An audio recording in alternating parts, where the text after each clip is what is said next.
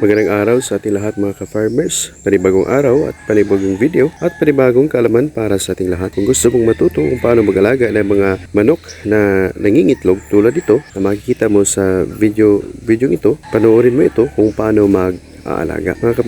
Mga ka-farmers, makikita natin sa video ito na kakaiba din ang ginawa nila nanay at tatay sa pag-alaga ng mga laying eggs na mga manok, kasi ang kadalasan na ginagawa natin dito sa ating lugar dito sa Pinas ay talagang nilalagyan ng yung mga manok ay kinukulong isa-isa, pero nakikita natin sa video ngayon ay nilagay lang sila lahat sa isang lagayan o poultry na kung sila ay nagsama-sama, at yung makikita natin ang ating tatay ngayon ay namulot lamang ng mga itlog. Mga ka-farmers, mahalaga pala talaga ang kanilang lagayan o kanilang bahay o kanilang poultry.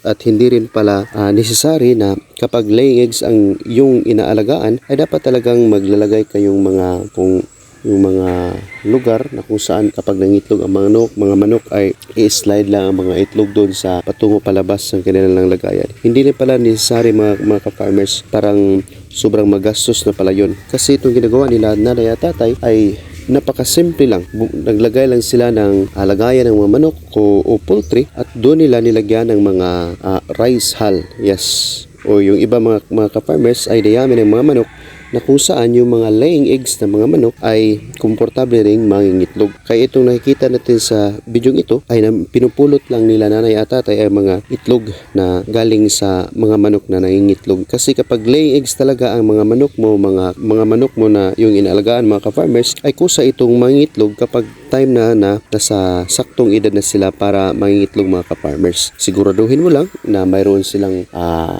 bahay o poultry na kung saan sila ay hindi ma-harm ng mga hayop tulad ng aso, pusa o mga ahas na kung pwede na makakain sa kanila o kakagat sa kanila. Kailangan din sila ng kapag ano ang pinapakain ng mga laying eggs ng mga manok, mga ka-farmers, ayun din ang binibigay. Pero sa nakita natin ngayon sa video ito, parang iniisa-isa ni nanay ang mga manok na nangingitlog at binibigyan ng immunization. Dapat din mga ka-farmers kung ano ang nilagay natin ng mga pagkain o vitamina sa mga manok na nangingitlog na minsan ay ginagawa natin dito sa ating lugar, dito sa Pinas, iyon din ang gagawin natin. Pero hindi sa sinasabi ko nga ay hindi na talaga necessary na lagyan pa talaga natin sila ng tirahan isa-isa, dahil pwede naman silang pagsama-samahin. Dahil kung napanood mo ang previous videos natin, ang mga manok ay social animal. Nangailangan talaga sila ng kasama na kung saan sila ay nakapag-banding,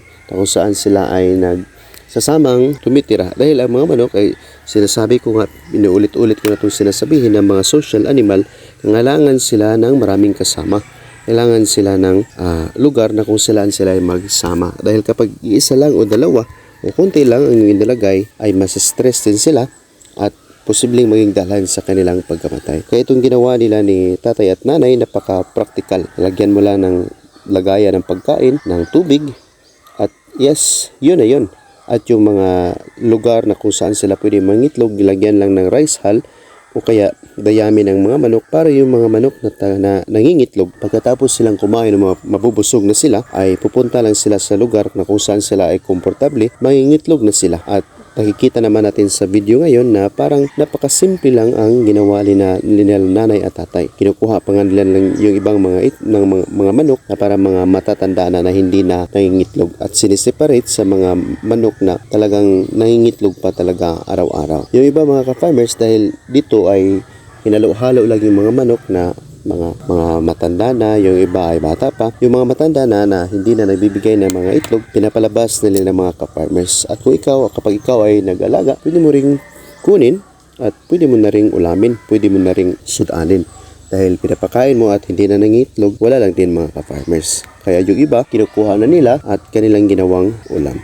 Mga ka-farmers, yun lang po ang ilan sa mga tips sa video ito. At kung hindi ka pa subscribe sa ating video ngayon, please click that notification bell para maging notified ka sa ating videos. Maraming salamat po at God bless sa ating lahat.